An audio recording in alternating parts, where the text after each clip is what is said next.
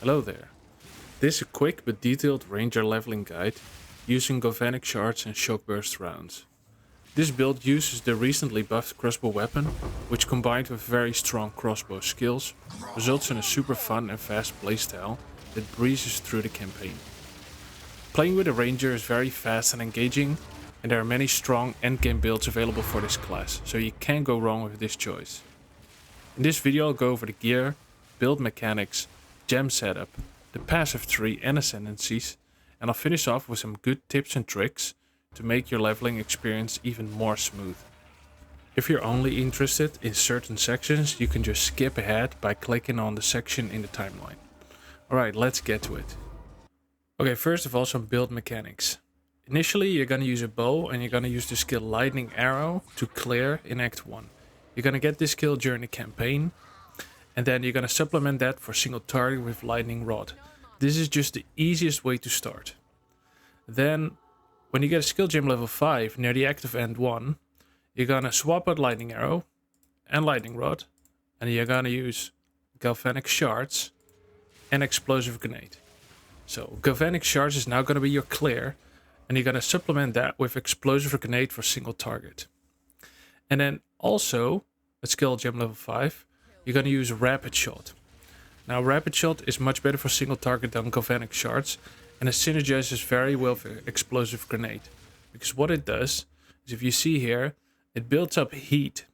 And this heat improves the damage of Rapid Shot, but it also improves the damage of your grenades. So they synergize very well together for single target damage. You're going to use the combination of Explosive Grenade and Rapid Shot all the way until you get Shockburst rounds. You're gonna get Shockburst rounds roughly in Act 4 when you got a skill gem level 11.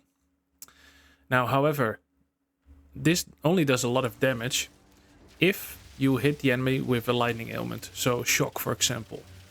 And if that's the case, then the attack damage is 190% instead of 34.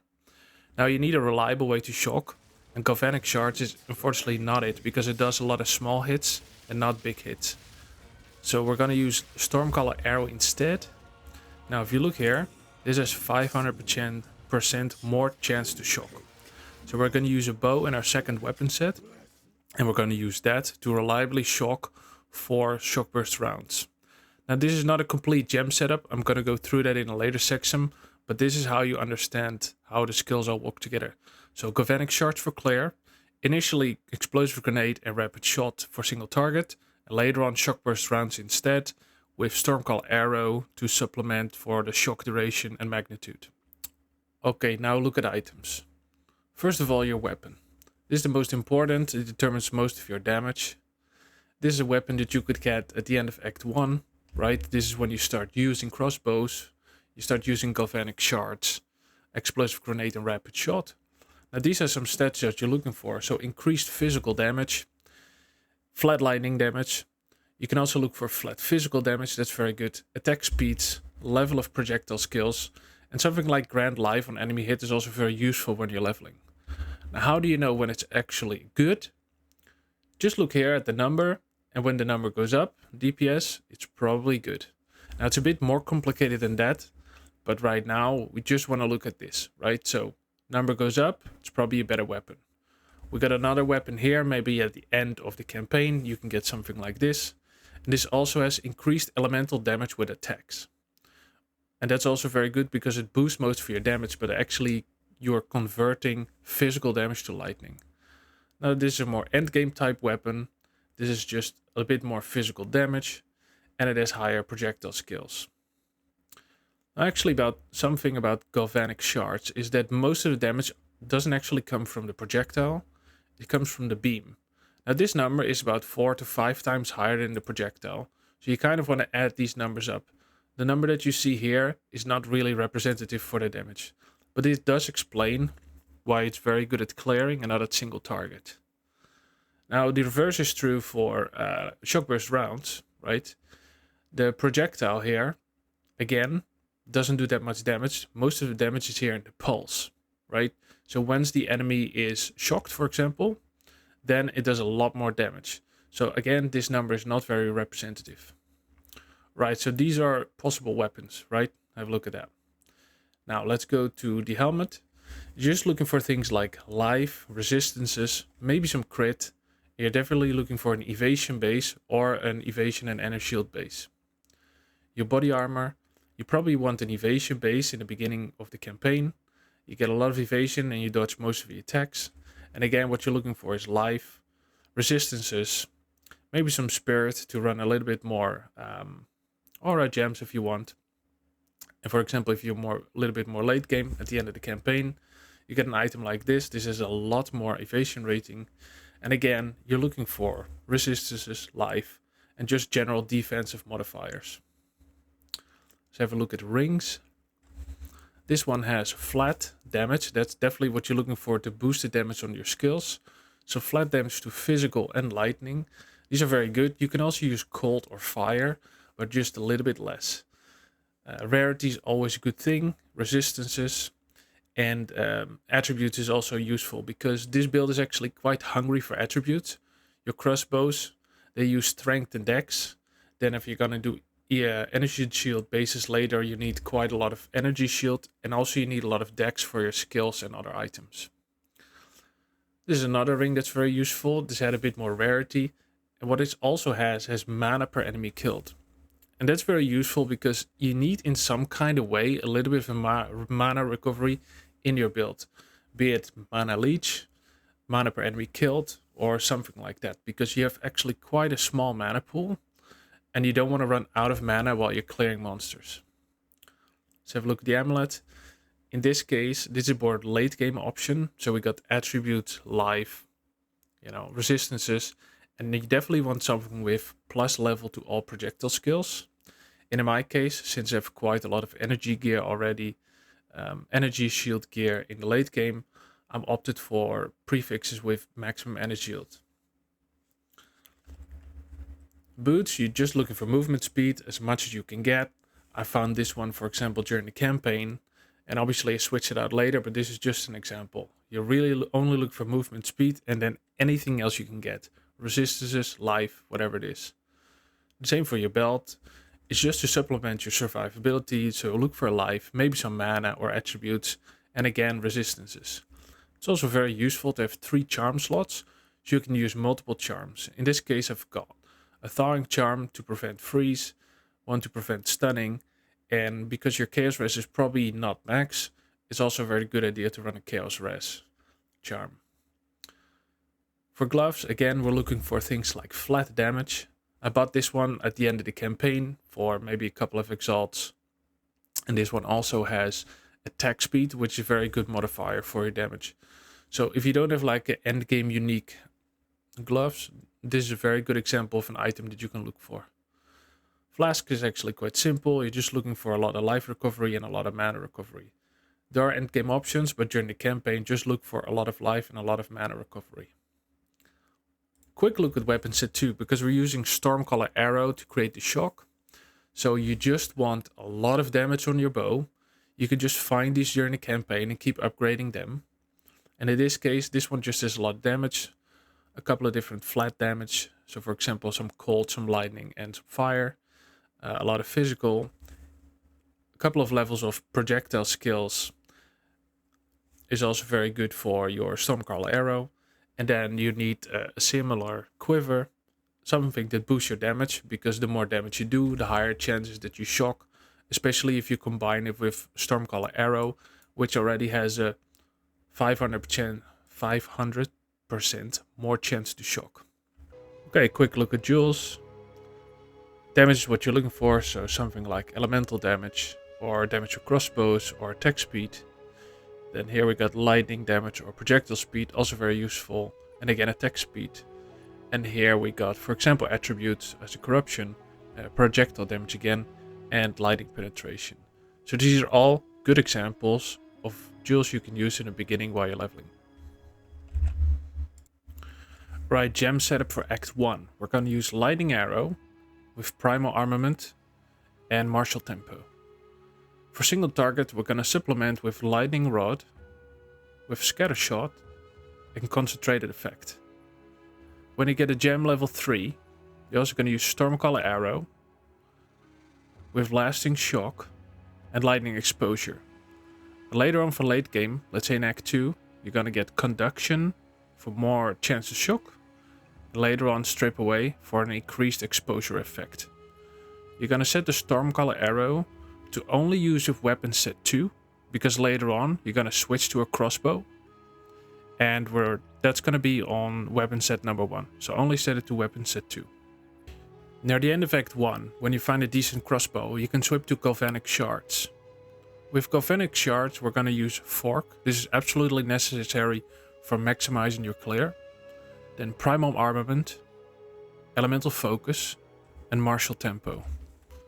If you want, you can also use Lightning Infusion, whatever you prefer.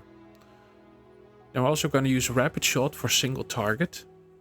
And we're gonna use Fire Infusion with Fresh Clip and Deliberation. Also use Grenades to supplement the damage for Rapid Shot and also for clear, Scatter Shot with Adhere and Fire Exposure. All these 3 are all going to be on weapon set number 1 only. And this will be reflected later on in your passive tree in terms of your allocation for skills. And we're going to use Stormcall Arrow on our second weapon set with a bow for shock, magnitude and lightning exposure. But that's mainly for later on when we get Shockburst rounds.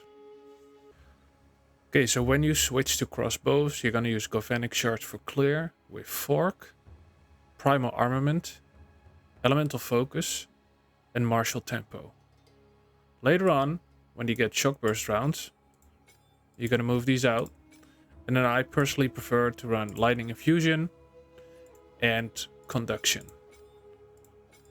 Martial Tempo is a lot more important, so maybe Conduction on as your 5th. And also in Act 1, you're going to get Herald of Thunder. That's your first Spirit Gem. And you're going to use that with Innervate, Execute, Long Shot, and Reach. And you can also use, it's a bit debatable, I'm not sure what to use here best, Electrocute, but you probably want to have 6 links anyway on your Herald of Thunder. If you only have level 1 support gems, I would use Concentrated Effect and Magnified Effect for your Herald of Thunder instead. Then Shockburst rounds, we're going to get this in Act 4 somewhere. This is now going to be your single target focus. So you're going to use some gems from Galvanic Shards. And you're going to use Primal Armament with Concentrated Effect, Elemental Focus, Fresh Clip, and Deliberation. Now Deliberation, again, you probably want to have 5 support gems. But nowadays, Greater Dual Orbs are about 3 Exalt, so you can easily buy them while leveling. Obviously, you're going to have a Stormcaller Arrow setup. And you're probably going to run something like Lightning Exposure on there too. Personally, I prefer to run Lightning Exposure later on in my Galvanic Shards as a 6 link. Basically because I just want to blast Galvanic Shards. Also against rares, and I don't want to use my Stormcaller Arrow much. In Act 3, you can pick up Wind Dancer as a defensive aura. And I'm going to use that with Magnified Effect, Blind, and Maim. Ghost Dance, this is your last Spirit Gem. You can pick it up somewhere in Act 6. And I use that with Fast Forward and Precision for some more accuracy. Emergency Reload is very useful for single target damage. And we use it with Premeditation, Ingenuity, and Murderous Intent. You basically use this to refresh your Shockburst rounds, and in combination with Fresh Clip, deal a lot more damage. Voltaic Mark is also for single target. I don't really have any support gems in here. You can use something like Persistence if you like. But personally, I like to run it in my Curse. And I use, obviously, Conductivity for lightning damage with Heightened Curse and Focused Curse. And personally, I run Persistence there. But until you get your Curse, you can put it in Voltaic Mark, for example. Now, all of these skills, all of these, they all run on your first weapon set. Right, so Shockburst rounds only on my first weapon set. However, the only thing that's on my second weapon set is my Stormcaller Arrow. And that's very simple because I need a bow for Stormcaller Arrow. And for all the other skills, you can use a crossbow. We don't have any talents that specialize into improving the effect of conductivity. So no curse nodes, which means you don't have to do it on a second weapon set. Okay, let's have a look at the passive tree. We start as Ranger and we're going to focus on picking up all of these damage nodes. And now we just want to make it in a beeline all the way here, path this way, and go in this direction. So first in the southern direction, right? We're just going to focus on things like damage and movement speed. That's the most important thing. These red nodes here, that's all for your first weapon set. So you can allocate this cluster here for your second weapon set. That's for shock duration and shock magnitude. The same for this point here. Besides that, it's going to be all damage and movement speed. Now here, we've got the first two ascendancy points. First of all, I would do Gathering Winds, so you're just faster. And then Proximity Specialization, Point Blank, I would choose as your second ascendancy. Now here in the top right, you can switch to a different passive tree. So this one was for Act 1 to 3, now we're going to go to Act 4 to 6. And what you'll see, we'll pick up a little bit more points here. This is just more damage. We'll pick up the jewel socket right here. And then we're going to go in this direction. We're going to also pick up some more accuracy here and some movement speed. So you're going to be very zoomy. A little bit more defenses here. Since during the campaign, we're probably still just going to have evasion chests and evasion items. So we're going to pick up these. And then we're going to go in this direction, mainly for more damage. This is the area that we're going to go for more shock, duration, and magnitude. This is going to be for your second weapon set. So it's all here. So you can check the POB out in the description. It's much easier to refer to that. And there's also a lot of information in terms of items. For example, here you got an example for an item set for Act 4 to 6. And you can click here if you want to see, for example, a Twink item set. Items that you can equip a lot earlier and that are pretty cheap right now to level very fast. Right, so we got a bunch of different items here that are very good for quickly leveling. Okay, I'm gonna quickly show you some Twink items that you can use. Fog Shade for movement speed. You can pause if you like, I'm just gonna hover over them. Luminous Pace in the beginning. And then later on at level 11 you can use Wanderlust Shoes, all for movement speed. Sure-footed Spidgel again for more speed, and you can anoint acceleration. Blackheart Iron Ring is very good for damage in Act 1. Later on, rare rings are just going to be better. Horns of Binnen initially as an helmet. Later on at level 27, I would equip Thrill Steel. Painted Servant are amazing. You can use this during the whole campaign. And something like Midnight Braid is also very good just to cover your mana regen. There's a lot more unique items you can use. Just see what you have available. But this is just to give you an idea. And a second tip will be for your weapon. You can buy very good weapons on the market right now. So what you want to do is you want to go to your POB and you want to select the skill that is most important for you, right, for damage. So in this case, that's Galvanic Shards here on the left. And then the shards and actually the beam, that's what we're interested in. Then you can go to your items. And now what's an amazing button is this one, trade for these items, right? So you can click on there. And then what you want to do is you want to adjust the search weights. So we're only interested in damage in this case because we're looking for a weapon, right? So we're going to go down. We're not going to select anything else. And effective hit pool, we're going to turn that weight multiplier all the way down and save. Now, if you were searching for, let's say, an amulet, right? Or a body armor, you might want to adjust these search weights. But right now, we're just going to look for a weapon. So we're going to look for a crossbow, right? And now we're going to execute this search. So there we go.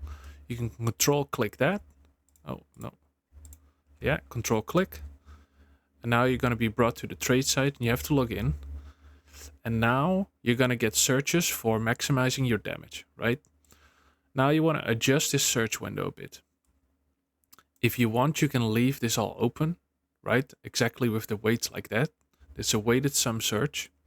Or you can adjust them, right? Now, if we look here at the searches, right, there's more than 10,000 matches. So we want to increase this number. So let's say 400. And we are personally level 60, right? So we don't want to have any items that require a level higher than 60. We're looking for crossbows, any non-unique. And then here in the bottom, for example, you can select the price that you are maximum amount to pay, right? So let's say you have 10 Exalted Orbs and you're willing to spend them. That's what you put here as your buyout price.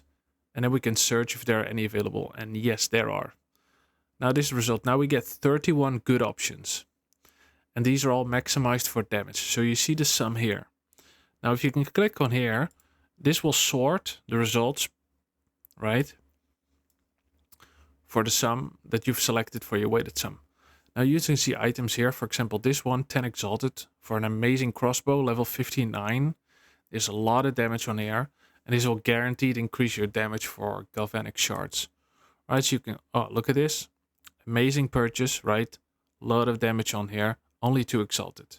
Imagine you're leveling and you're in Act 5 and you need a bit more damage. You can easily find some here through the trade website, right? Plenty of options. So that's it. My tip is use this trade for items button, adjust your search weights, right? Select what you want to maximize, and then you can score amazing items. All right, that's it from me for now. If you enjoyed this video, please give it a like. And if you want to see follow-ups to these or other build guides and PoE content, then subscribe to the channel. I'll soon make an endgame guide for a Deadeye with Galvanic Shards and Shockburst rounds. If you have any questions, check out the description or post a comment down below. Thank you for watching.